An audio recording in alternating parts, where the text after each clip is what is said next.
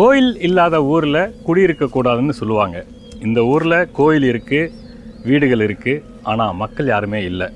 இங்கே மட்டும் இல்லைங்க, இங்கே சுற்றி இருக்கிற நிறைய ஊர்களில் மக்கள் அதிகமாக இல்லை. அவங்கெல்லாம் சொந்த ஊரை விட்டு வெளியூர் போகிறதுக்கான காரணம் என்ன?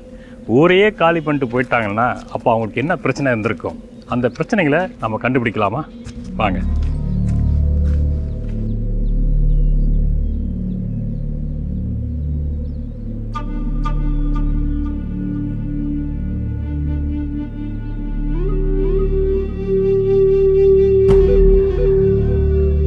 ராமநாதபுரம் மாவட்டம் கமுதி வட்டத்தில் இடிவலகி, கோசுராமன், பூலாபத்தி, கருத்தறிவாளன் ஆகிய கிராமங்கள் மக்கள் அதிகளவில் இல்லாமல் வெறிச்சோடிய நிலையில் இருக்கின்றன. பெரும்பாலானோர் இடம்பெயர்ந்து போயிருக்கின்றனர். இங்கே ஆள் இல்லை.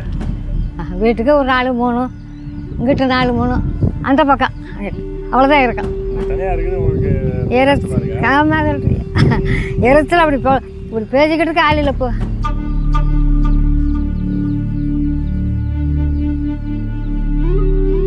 இங்கே இருக்கிறது இங்கிட்ட 3 பேர், அங்கிட்டு 3 பேர் தான் இருக்கு. தண்ணி வசதியும் கிடையாது. 10 ரூபா கொடுத்ததே வாங்கணும்.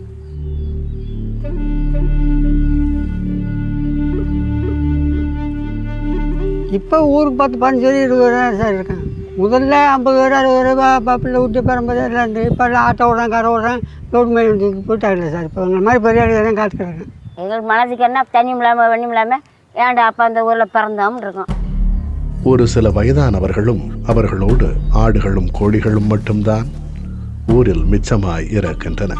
அவர்கள் சொந்த ஊரை விட்டு வெளியேறிய காரணம் தண்ணி தட்டுதல்னாலதான் மக்கள் இன்னைக்கு 250 வீட்லையும் இன்னைக்கு 4-5 வீடு 6 வீட்டில் தான் ஆள் இருக்கு. நான் உண்மையை சொல்றேன், 6 வீட்டில் தான் ஆள் இருக்கு. 6 வீட்லையும் கொஞ்சம் இந்த முடியாதவங்க, கொஞ்சம் வேலை பார்க்க முடியாதவங்க அந்த மாதிரி இருக்காங்க. அவங்களுக்கே பாவம் பிழப்புக்கு என்ன செய்வாங்க? நல்லா யோசனை பண்ணி பாருங்க.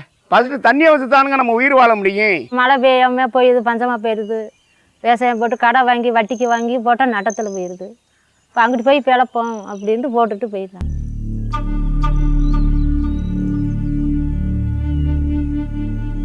வறட்சின்ற ஒரு சூழ்நிலை வரும்போது தான் எல்லா பேருமே மாறிக்கு போக வேண்டிய கட்டாயம் வந்துருச்சு.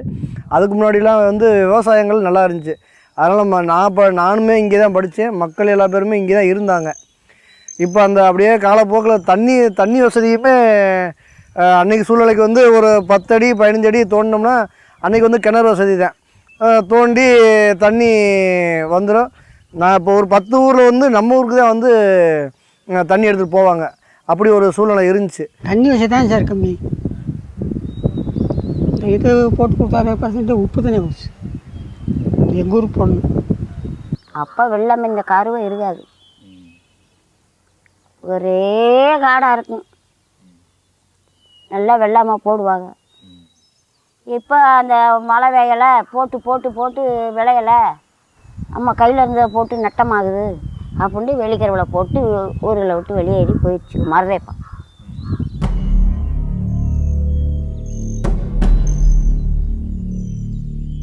அது காவேரி தண்ணி வரலை. அப்போ இதில் தானே பிடிச்சிட்டு இந்த மின்னல் வெட்ட தண்ணி அது 50-100க்கு வாங்குறது. இது குடிக்க, ஆமாம், அது குடிக்க கொள்ள சோறு காய்ச்சா, இது புழங்க கொள்ள எடுத்துக்கிறோம்.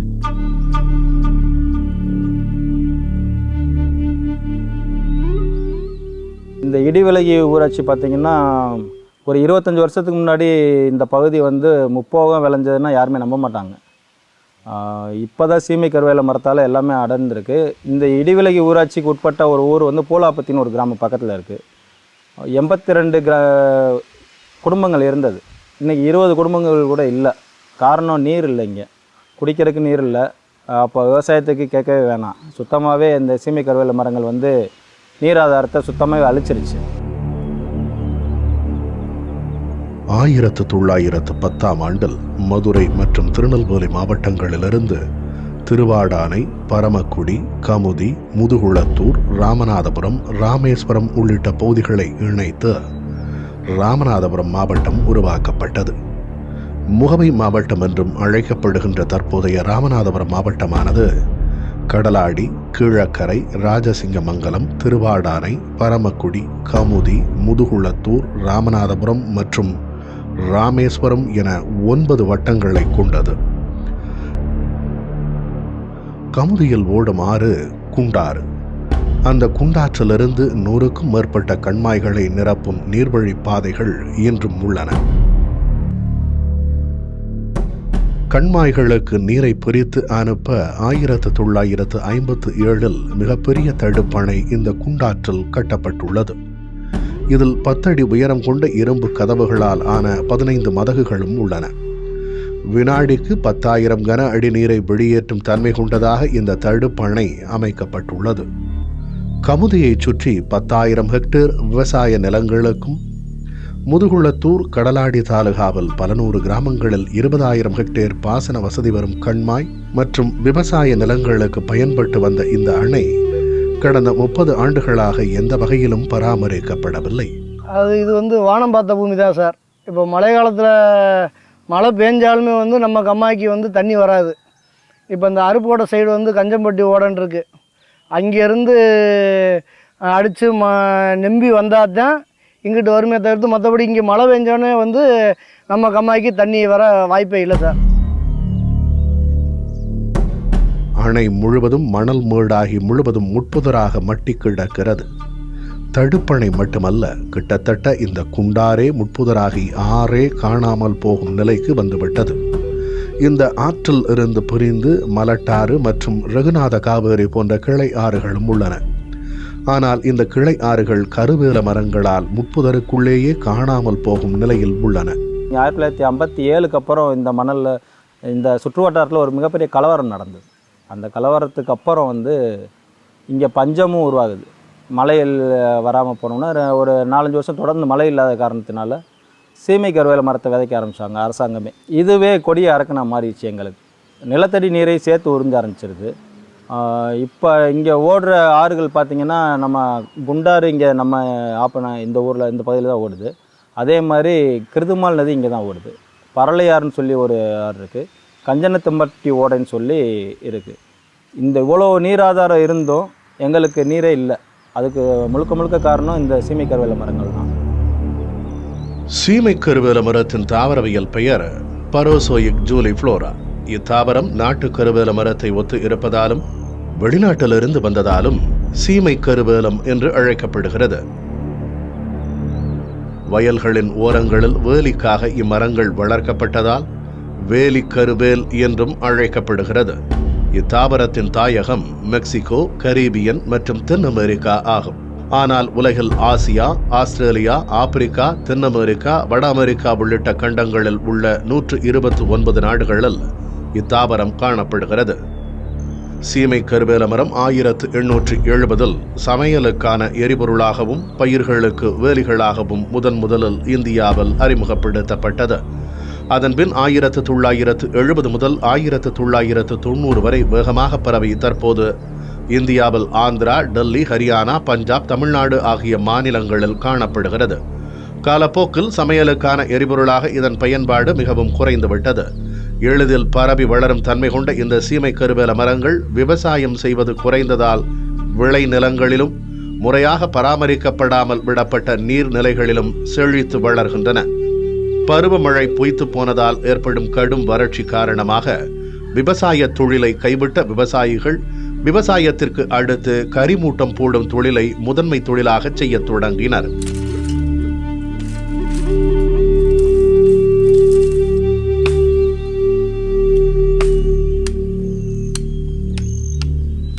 பரம்புக்குடியிலிருந்து முதலத்தர் கொடுத்து இது சாயலோடி இதை தொழில் தான். வேறு தொழில் இல்லை. இதைத்தான் விவசாயம் முடிஞ்சிருச்சாக்க இதுதான் பார்க்கணும். வேறு தொழிலே இல்லை.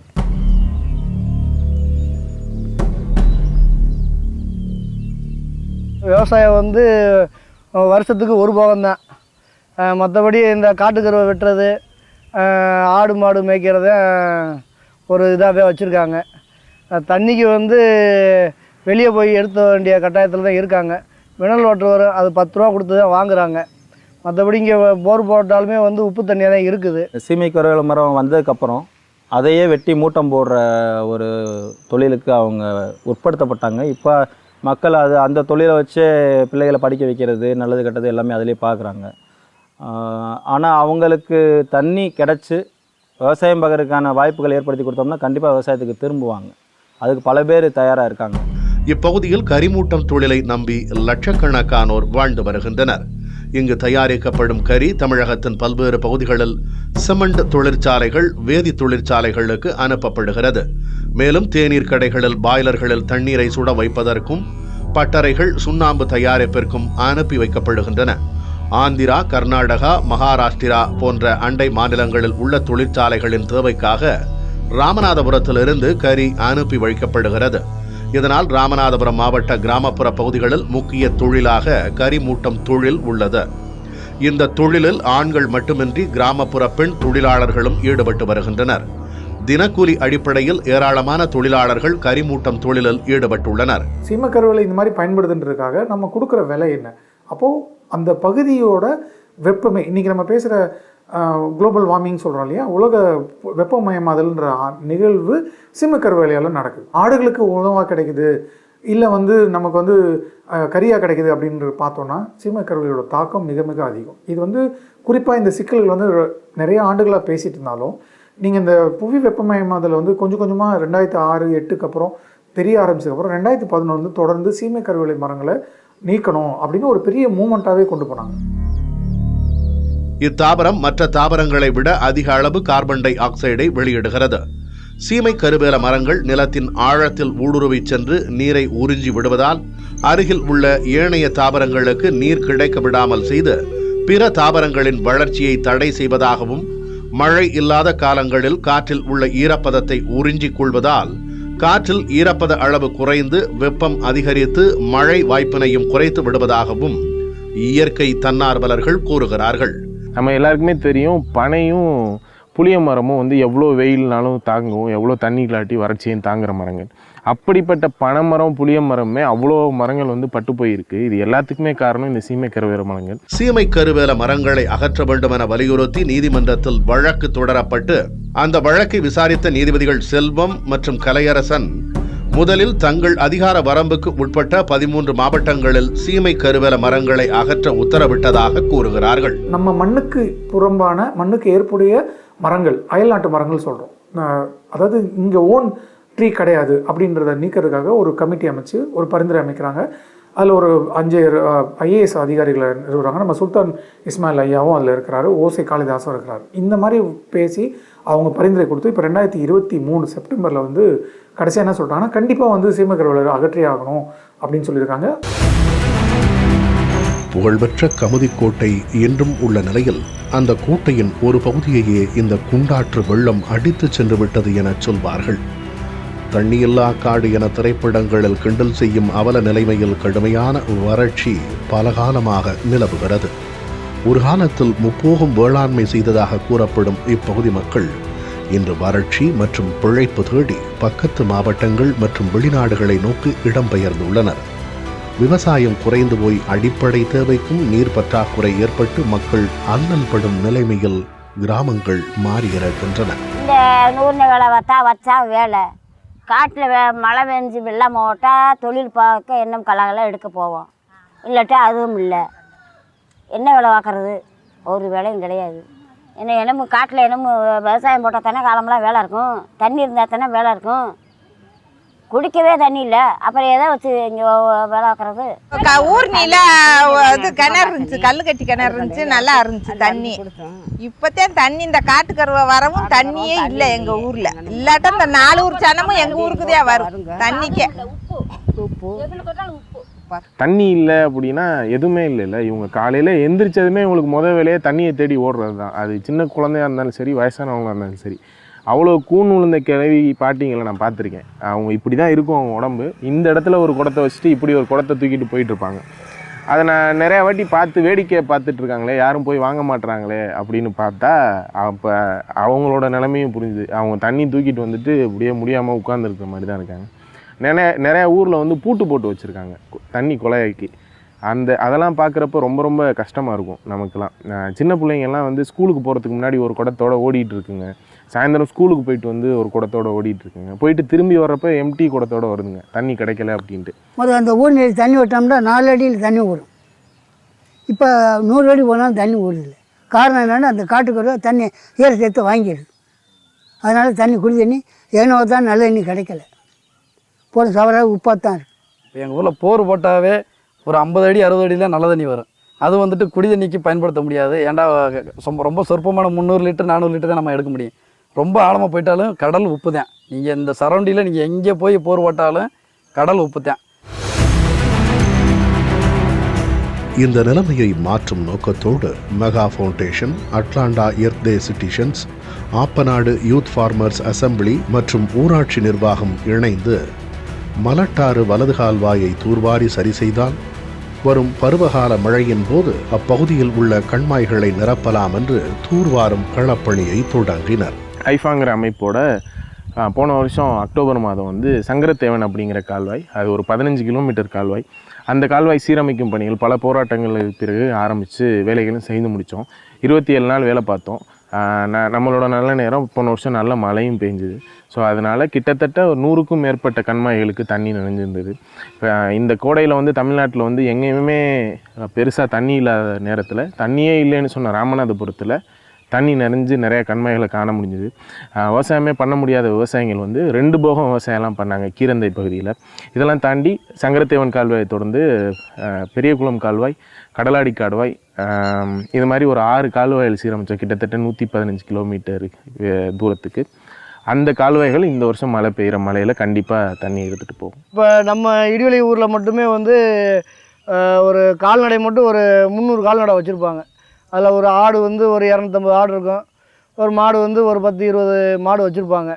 இப்போ இவங்களுக்கு தண்ணி இல்லாட்டினாலும் வந்து கால்நடைக்கு கண்டிப்பான முறையில் தண்ணி வச்ச வேண்டிய கட்டாயத்தில் இருக்கிறனால வந்து எப்படியாச்சும் அந்த இதுக்காச்சும் நம்ம தண்ணி கொண்டு வரணும் அப்படின்றதில் கொஞ்சம் நம்ம ஒரு முயற்சி தான் சார். இப்போ நம்ம இருக்கிற இடம் வந்து மலட்டாறு வலது கால்வாயில் இருக்கிற ஒரு கால்வாயில் நம்ம இருக்கோம்.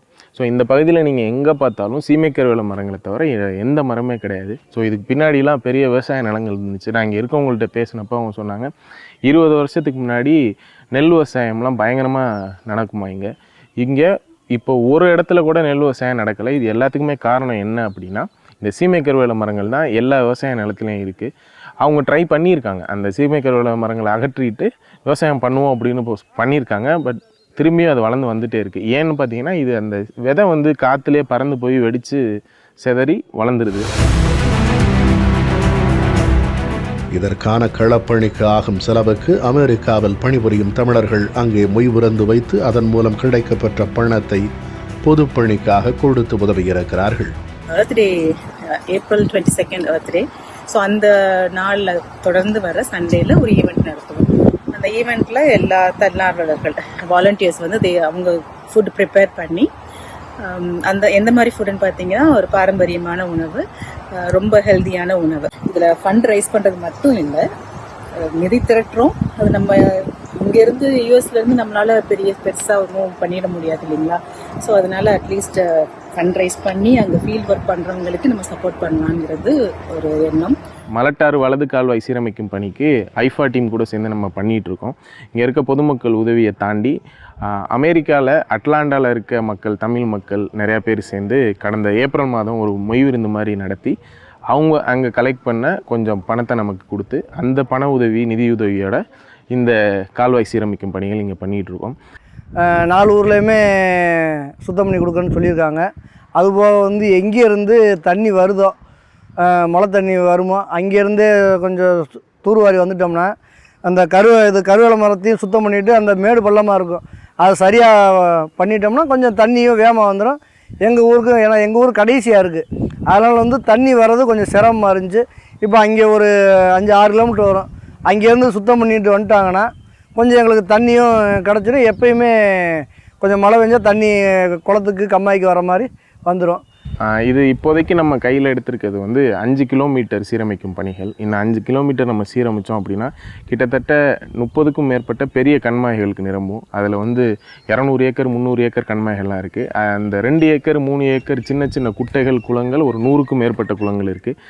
இங்கேருந்து சாயல்குடி வரைக்கும் ஒரு 10 கிராமங்கள் இருக்குது. அந்த 10 கிராமங்களுக்கும் பெரிய நீராதாரமாக இருக்கும். அந்த கால்வாய்கள், கண்மாய்களை தான் நம்ம தண்ணி கொண்டு போக போகிறோம்.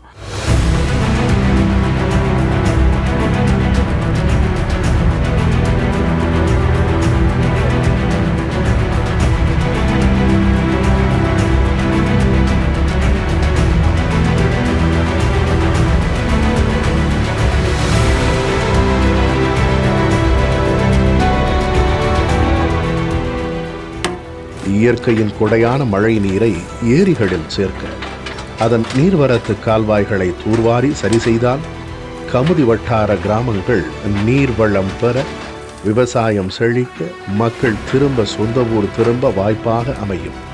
அதற்கான முன்னெடுப்பாக இந்த களப்பணி அமையும்.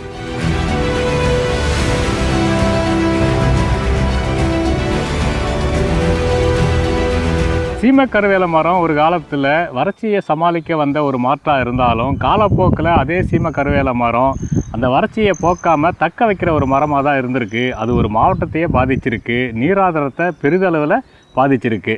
அதெல்லாம் மாற்றி அமைக்கிறதுக்காக இயற்கை தன்னார்வர்களை இணைஞ்சு அந்த முன்னெடுப்பு நிச்சயம் இங்கே ஒரு பசுமையை கொண்டு வரும்னு நம்ம நம்புகிறோம். மீண்டும் ஒரு கலப்பணியில் சந்திக்கலாம். நன்றி, வணக்கம்.